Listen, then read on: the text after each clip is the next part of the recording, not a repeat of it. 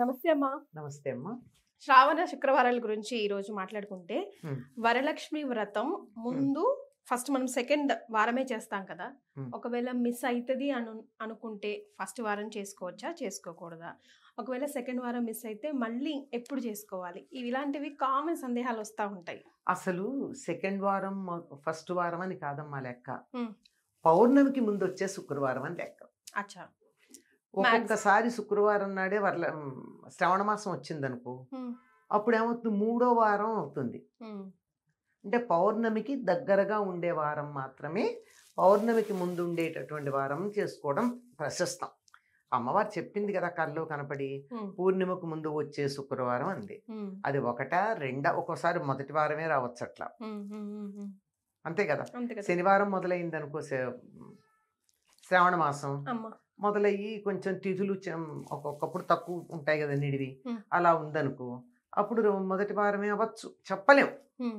కనుక లెక్క ఏమిటంటే పూర్ణిమకి ముందు ఉండేటటువంటి శుక్రవారం, హ్మ్.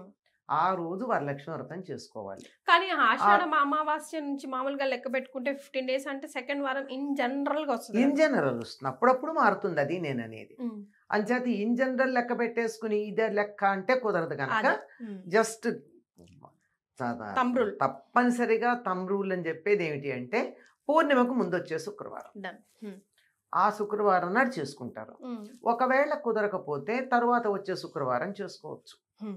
అది కుదరకుండా వాళ్ళు సాధారణంగా మొదటి వారం కుదరదే, ఈ పూర్ణిమ ముందు వచ్చే శుక్రవారం కుదరని వాళ్ళు 4వ వారం చేసుకుంటారు, ఎప్పుడైనా చేసుకోవచ్చు. అమ్మా, నేను తప్పనిసరిగా ప్రతి సంవత్సరం చేసుకోవాల్సిందేనా?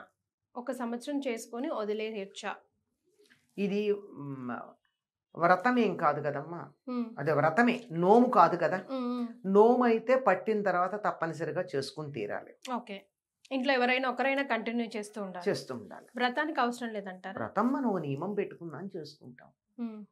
వీలు కానప్పుడు పర్వాలేదు. ఓకే.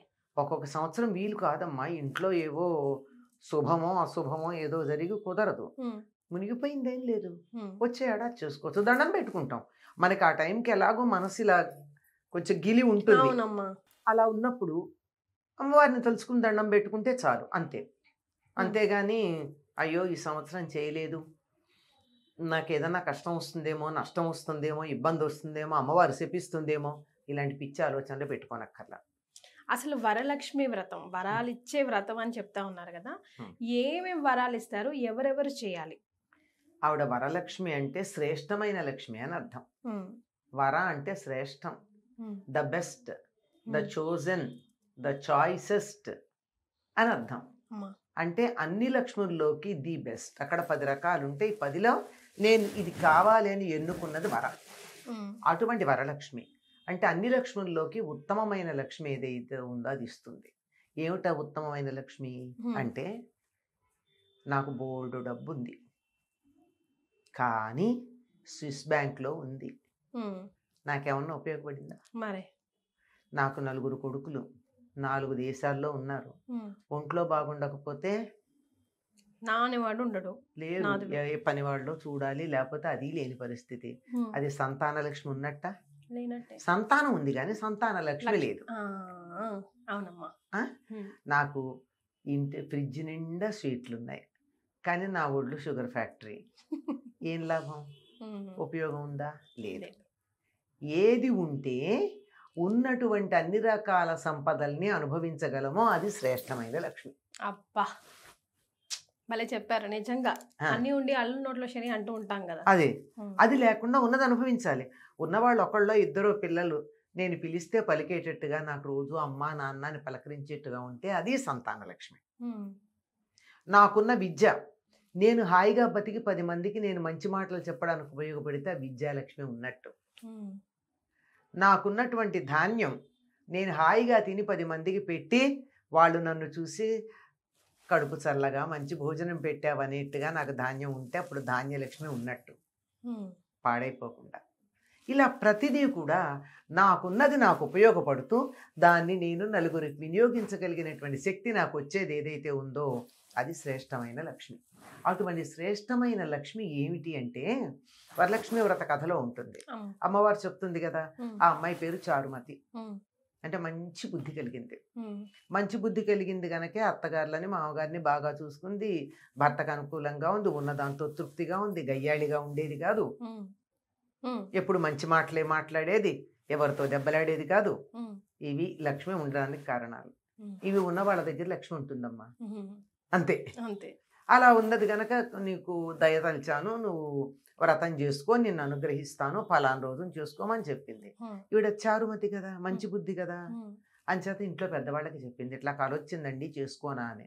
ఉమ్, వాళ్ళు చేసుకోమన్నారు. అంటే వాళ్ళ సపోర్ట్ ఉంటే బాగా చేసుకోవచ్చు కదా. yes. తర్వాత నువ్వు చేసుకో అని అమ్మవారు చెప్పింది కానీ ఈ అమ్మాయి ఏం చేసింది, ఊళ్ళో వాళ్ళందరికీ చెప్పి అందరూ రండి. ఉమ్, అంటే నాకు వచ్చేటటువంటి మేలు 10 మందికి కలగాలని కోరుకోవడం మంచి బుద్ధి. అందుకే ఆవిడికి కనపడింది. ఉమ్, ఈ వ్రతం అంతా అయ్యాక ఏం జరిగింది, ఒక ప్రదక్షిణం చేస్తే వాళ్ళకి అందెలు వచ్చాయి కాలికి. రెండో ప్రదక్షిణం చేస్తే ఒళ్ళంతా నగలు వచ్చాయి. ఉమ్, మూడో ప్రదక్షిణం చేసేప్పుడు బయట గోలగోలగా ఉంది. ఉమ్, ఏమిటి గోలంటే తీసుకెళ్ళడానికి భర్తలు వచ్చారట వీళ్ళందరికీ. ఉమ్, అంటే వ్రతానికి వచ్చేటప్పుడు ఒకళ్ళు వచ్చారు, తీసుకెళ్ళడానికి భర్తలు వచ్చారు. అన్నిటికన్నా గొప్ప సంపద ఏమిటి? సౌభాగ్యం. ఏమిటి? పసుపు కుంకుమ కదా. పసుపు కుంకుమ. సరే, ఆ. భార్యలు తీసుకెళ్ళడానికి భర్తలు వచ్చారే, ఇంతకన్నా గొప్ప సంపద ఆడవాళ్ళకి ఏం కావాలి? మరే. కొంగున భర్తను కట్టేసుకోవడాన్ని మించిన సంపద ఏం కావాలి? ఉమ్, వచ్చేప్పుడు వాళ్ళు దింపారో లేదో తెలియదు. మరే. వీళ్ళంతటి వీళ్ళే పాపం కష్టపడి వచ్చారు. మరే. ఇప్పటికీ వాళ్ళ భర్తలకి భార్యల మీద ప్రేమ పెరిగిపోయి తీసుకెళ్ళిపోవడానికి ఇంటికి వచ్చారు. మరే మీరు లేని ఇల్లు మేము చూడలేము అన్నట్టు, నువ్వు లేకపోతే ఉండలేనన్నట్టు. ఉమ్, ఇంతకు మించిన సౌభాగ్యం ఏ ఆడదానికైనా ఉంటుందా? ఉండదమ్మా. బోల్డ్ నగలు ఉన్నాయి, బ్రహ్మాండమైన ఇల్లు ఉంది, మంచి చీరలు కట్టుకుని నగలు పెట్టుకుని భర్త ఇంటికే రాకపోతే ఆవిడికి ఆ నగలు ఎందుకు, ఆ చీరలు ఎందుకు మరే. కదా. అంతే కదా. కనుక భార్యల్ని తీసుకెళ్ళడానికి భర్తలు వచ్చారు అన్నది అన్నింటికన్నా గొప్ప సంపదమ్మా. ఉమ్, అది వరలక్ష్మి, శ్రేష్టమైనటువంటి లక్ష్మి. అన్నిటికన్నా మించింది ఏమిటో తెలుసా? అమ్మా. ఇల్లాలి ముఖాన చిరునవ్వు అన్నది ఇంట్లో వాళ్ళందరూ ఆనందంగా ఉంటే ఉంటుంది. అటువంటి చిరునవ్వుని కలిగించే వ్రతం వరలక్ష్మి వ్రతం. సూపర్. అయితే థంబ్ రూల్స్ గా మనం గుర్తుపెట్టుకోవాల్సిన నియమాలు ఏంటమ్మా వరలక్ష్మి? ఇప్పుడు తోరంకి దగ్గర నుంచి చాలా రూల్స్ ఉంటాయి కదా, అంటే పర్ఫెక్ట్ గా మనం చేయాల్సినవి. ఇందులో ఇంకోటి ఏంటి, మీరు అసలు గమనించాల్సిన విషయం ఒకటి ఏంటంటే, అమ్మా. ఇందులో అది మగధ దేశం, ఉమ్, కుండిన నగరం. ఉమ్, ఆవిడ పేరు చారుమతి. ఉమ్, ఇన్ డీటెయిల్స్ ఉన్నాయా? ఉమ్. చారుమతి గారు మొగుడు గారి పేరేంటి? ఏం పేరమ్మా? లేదు. పేరు మెన్షన్ చేయలేదు కదా. లేదు కదా. ఉమ్, అంటే ఉమ్, ఎవరికి ఇంపార్టెన్స్ ఉందో వాళ్ళ పేరే చెప్తారు మన దేశంలో. ఉమ్. ఆడవాళ్ళ నాయకత్వం ఉన్న చోట ఆడవాళ్ళ పేరే చెప్తారు. కనుక ఆడవాళ్ళని అనగదొక్కలేదండోయ్. మరే. ఎంత ఇంపార్టెన్స్ ఇచ్చారో చూడండి. ఉమ్. ఆ? ఇది 100%. 100%. ఉమ్, ఇక్కడ స్త్రీ ప్రధానం కనుక స్త్రీ పేరే ఉంది, ఉమ్, ఆయన పేరు లేదు. ఉమ్. అది విషయం. ఇది ఆడవాళ్ళందరూ గుర్తుపెట్టుకోండి. మరే. మనం అంత చక్కగా ఉంటే మన పేరే వస్తుంది కానీ కౌసల్య సుప్రజారామ అన్నట్టుగా దశరథ సుప్రజారామ అనలేదు కదా. మరే. అది గుర్తుంచుకోవాలి. ఉమ్. ఇంకా తంబ్రూలు అని చెప్పారు కదా, ఉమ్. దీనికి కూడా కలశం. కలశం పెట్టుకునే వాళ్ళు పెట్టుకుంటారు, లేని వాళ్ళు పెట్టక్కర్లా. ఉమ్, పసుపు గౌరీదేవినే చేసుకుంటారు లక్ష్మీదేవిగా. మీకు తోచినన్ని అలంకారాలు చేసుకోవచ్చు, చక్కగా పూజ చేసుకోవచ్చు. లక్ష్మీ సంబంధమైన పూజ, లక్ష్మీ అష్టోత్తరం, ఓపిక ఉంటే సహస్రనామాదికాలు చేసుకుంటారు. 9 పోగులు ఉన్నటువంటి 9 ముళ్ళున్న తోరం కట్టుకుంటారు. ఉమ్. అది కట్టుకుని కథ చెప్పుకుంటారు. ఇది దేనికి లింక్ అమ్మా? ఈ 9 నవగ్రహాలకి లింకా? లేదమన్నా 9 శ్రేష్టమని అంతే. శ్రేష్టమని. లక్ష్మీదేవికి సంబంధించిన 9 నామాలు చెప్పుకుంటారు అక్కడ. ఉమ్, చెంచలాయ నమః, ప్రథమ గ్రంథిం పూజయామి అని చెప్తూ 9 గ్రంథులకి 9 నామాలు చెప్పి ఆవిడికి కమలాలయాయ నమః ద్వితీయ గ్రంథిం పూజయామి అని వస్తుంది. అట్లా వచ్చి ఆ పూజ అయిన తర్వాత దాన్ని ఆ పూజ చేసిన తర్వాత ఉమ్, ఎలాగో అమ్మవారికి ఒకటి ఇచ్చి ఒక ముత్తైదుని పెట్టుకుంటారు కనుక ముత్తైదుకి ఒకటి ఇవ్వడానికి ఉంచి తాను కట్టుకుని అప్పుడు కథ చదువుకుంటారు. ఈ చెప్పిన కథ ఏదైతే ఉందో చారుమతి కథ, ఉమ్, అది చదువుకుంటారు. ఇక్కడ సాధారణంగా పూజ చేయించినటువంటి బ్రాహ్మణుడికి 12 కుడుములు వాయినం ఇస్తారు. ఉహుం. ఇక్కడ ఎందుకో కానీ తోరానికేమో 9 పోగులు 9 ముడులు ఉంటాయి, ఉమ్, కుడుములు మాత్రం 12 ఉంటాయి. ఉమ్, అలాగే 12 చెప్పినటువంటి పూజ చేయించిన బ్రాహ్మణుడికి అలాగే 12 కుడుములు వాయినంగా ఆ, అమ్మ ముత్తైదులకు? ముత్తైదుకి ఇస్తారు. ఈ కుడుముల బదులు ఎక్కువగా పూర్ణం బూరెలు ఇస్తూ ఉంటారు. ఉమ్, తప్పనిసరిగా ఈరోజు పూర్ణం బూరెలు చేసి ఆ, అమ్మవారికి నివేదన చేసి ఎలాగో పనవాన్నం లాంటివి ఉండనే ఉంటాయి. ఉమ్, ప్రత్యేకత ఏమిటంటే పూర్ణాలు. ఉమ్. ఈ పూర్ణాలు చేసి ఇవి కూడా శనగపప్పుతో కాకుండా పెసరపప్పుతో చేసే పద్ధతి ఉంది. పూర్ణాలు? పోలి పూర్ణం బూరెలు అంటారు. ఉమ్, ఉమ్, అవి చేసి ఉమ్, వాటిని వాయినంగా ఇచ్చేటటువంటి పద్ధతి మనకి ఉందమ్మా. ఉమ్. ఇప్పుడు ఈ తోరం మన చేతికి కట్టుకుంటాం కదా మా తోరంకి, అది ఎప్పుడు తీసేయొచ్చు? సాధారణంగా వినాయక చవితి నాడు తీస్తారమ్మా. అప్పటి వరకు పెట్టుకోవాలి. అప్పటి వరకు ఈ ఉమ్, మంగళవారం తోరాలు కానీ శుక్రవారం తోరాలు కానీ అవన్నీ వినాయక చవితికి పెట్టుకుంటారు తీయడం. సో మినిమం ఏం నియమాలు పాటించాలమ్మా ఆ రోజు వ్రతం చేస్తున్నప్పుడు? ఏ వ్రతానికైనా పాటించే నియమం ఒకటే ఉందమ్మా. ముందు రోజు ఒక పూట భోజనం చేయడం, బ్రహ్మచర్యం పాటించడం, ఉమ్, వీలైతే భూసేయనం, ఉమ్. నేల మీద పడుకోవడం, ఇవన్నీ ఏ వ్రతానికైనా ఏ పూజకైనా ఇవి పాటిస్తారు. పొలిమేర నియమం. దాటకూడదు ఇట్లాగా అట్లాంటివి ఏం లేవు. ఏం లేవు. ఏం లేవు.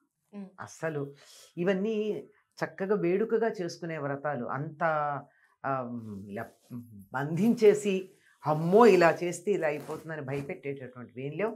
హాయిగా సంతోషంగా చూసుకునేవి. చాలా సంతోషం అమ్మా, ధన్యవాదాలు.